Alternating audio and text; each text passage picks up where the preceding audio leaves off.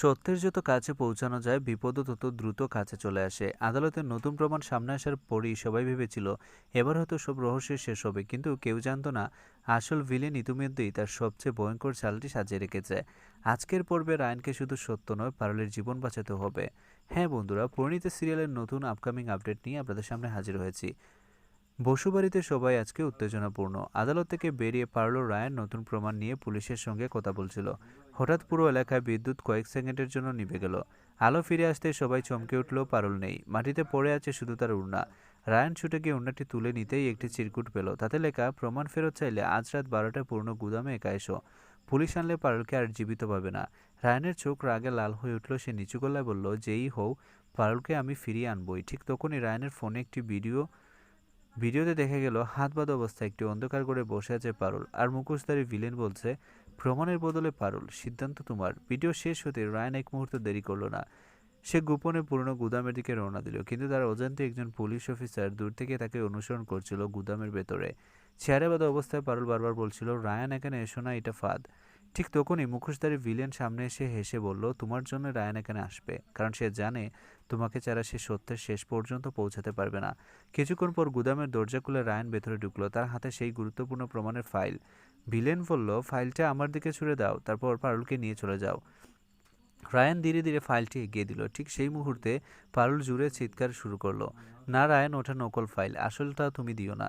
Villain মুহূর্তে বুঝতে পারলো সে প্রতারিত হয়েছে। রাগে সে অস্ত্র বের করে রায়ানের দিকে তাক করলো। ঠিক তখনই গুদামের বাইরে পুলিশের সাইরেন শোনা গেল। ভিলেন হেসে বলল, এবার তোমাদের কেউ জীবিত বের হতে পারবে না। পুলিশের সাইরেন যতই কাছে আসছিল ভিলেন ততই ক্ষিপ্ত হয়ে উঠছিল। সে রাগে বন্দুক তাক করে বলল, আজ প্রমাণও আমার হবে আর রায়ানও বাঁচবে না। ঠিক সেই মুহূর্তে পারুল নিজের হাতের বাঁধন খুলে ভিলেনকে ধাক্কা দিল। সুযোগ বুঝে রায়ান ভিলেনের উপর ঝাঁপিয়ে পড়ল। শুরু হলো তুমুল ধস্তাধস্তি। এক পর্যায়ে ভিলেনের মুখোশ খুলে মাটিতে পড়ে গেল। রায়ান বিস্ময়ে বলল, তুমি? কিন্তু ঠিক তখনই গুদামের সব আলো নিভে গেল। আবার আলো জ্বলতেই দেখা গেল উধাও ভিলেন। শুধু মাটিতে পড়ে আছে একটি মোবাইল ফোন। মোবাইলটি চালু করতে একটি ভয়েস রেকর্ডিং শোনা গেল। আমি ধরা পড়লেও আসল খেলাটা শেষ হবে না, আমার থেকে বড় একজন এই সব কিছু পরিচালনা করছে। রায়ানও পারুল একে অপরের দিকে তাকিয়ে বুঝতে পারল এখনও সবচেয়ে বড় রহস্য সামনে আসেনি। গুদামের বাইরে পুলিশ পৌঁছে গেল। রায়ান মোবাইলটি পুলিশের হাতে তুলে দিল। তদন্ত শুরু হতেই ফোন থেকে একটি গোপন লোকেশনের তথ্য পাওয়া গেল। রায়ান ও পুলিশ সেখানে পৌঁছে গেল। একটি পরিত্যক্ত অফিসে অসংখ্য পুরনো ফাইল সাজানো। ফাইলগুলোতে বেরিয়ে এলো বহু বছর আগের এক ভয়ঙ্কর ষড়যন্ত্রের নথি।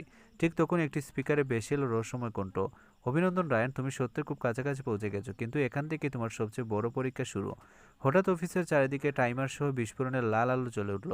পারুল আতঙ্কিত হয়ে বলল, রায়ান, আমাদের এখনই বের হতে হবে। রায়ান দ্রুত গুরুত্বপূর্ণ ফাইলগুলো হাতে নিয়ে পারুলকে নিয়ে বেরিয়ে গেল। কয়েক সেকেন্ড পরেই বিকট শব্দে পুরো অফিসটি ধসে পড়ল। দূরে দাঁড়িয়ে এক রহস্যময় ব্যক্তি সবকিছু দেখছিল। সে মুচকে এসে ফোনে বলল, ওরা এখনো জানে না আসল মাস্টারমাইন্ড আমি নই। রায়ান সেই কণ্ঠ শুনে থমকে গেল। সে বুঝতে পারল এতদিন যে লড়াই করেছে সেটি ছিল আসল যুদ্ধের শুরুমাত্র। একটি অপহরণ শেষ হলো, কিন্তু খুলে গেল আরও ভয়ঙ্কর এক ষড়যন্ত্রের দরজা।